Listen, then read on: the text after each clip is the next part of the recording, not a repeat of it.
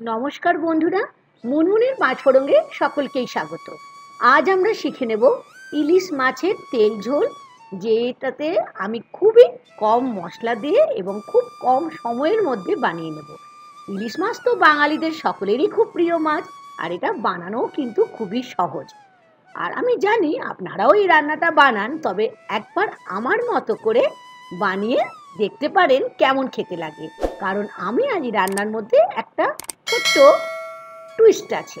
আসুন শুরু করি আজকের ইলিশ মাছের তেল ঝোল। এর জন্য নিয়েছি আমি 4 পিস ইলিশ মাছ, আর বর্ষাকালে তো ভালোই ইলিশ মাছ পাওয়া যায়। এখন আমি এই ইলিশ মাছটাকে ম্যারিনেট করবার আগে হাতে নিয়ে নিচ্ছি অল্প সর্ষের তেল, তাহলে কিন্তু গন্ধ হাতে লাগবে না। এখন প্রথমেই নিয়ে নিচ্ছি লবণ। মাছে ম্যারিনেট করতে গেলে তো লবণ লাগবেই, তাই না? লবণ, তার সাথে নিচ্ছি হলুদ 1-4 চামচ, আর নিচ্ছি খুব অল্প পরিমাণে কাশ্মীরি রেড চিলি পাউডার।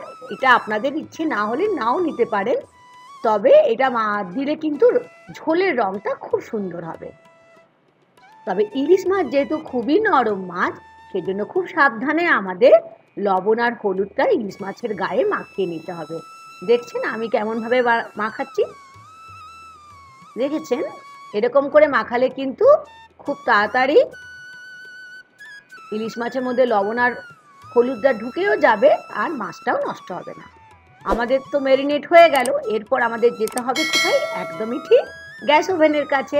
ব্যাস, আমরা গ্যাস ওভেনটা জ্বালিয়ে নিলাম আর বসিয়ে দিলাম একটা কড়াই। কড়াইটা বেশ ভালো করে গরম হয়ে গেলে আমি বড় চামচে 2 চামচ থেকে 3 চামচ সর্ষের তেল দিলাম। অবশ্যই বন্ধুরা সর্ষের তেলে রান্নাটা করবেন। আর এখানে দিয়ে দিলাম 1/2 চামচের মতো কালো জিরে।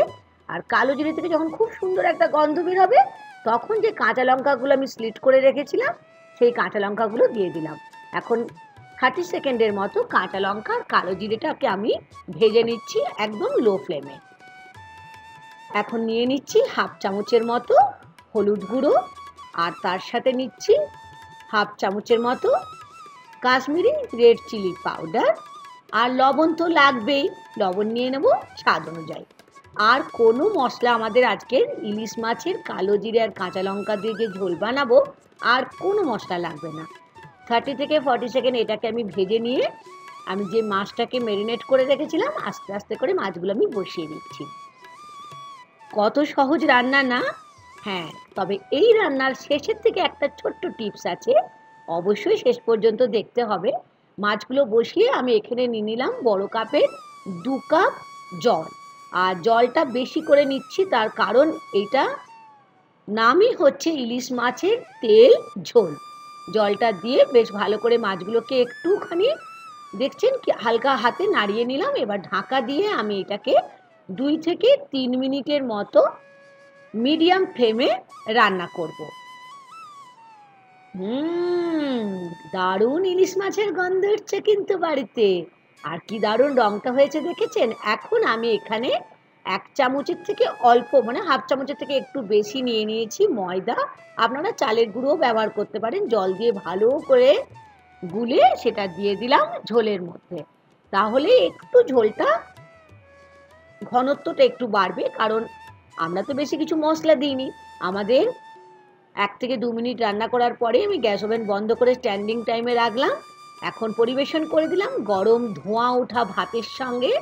এই ইলিশ মাছের কালো জিরে কাঁচা লঙ্কার ঝোল থাকলে আমি হলফ করে বলতে পারি আপনাদের আর কিচ্ছু লাগবে না। আশা করি আজকের রেসিপি ভালো লেগেছে। ভালো লাগলে লাইক আর শেয়ার করতে ভুলবেন না বন্ধুরা।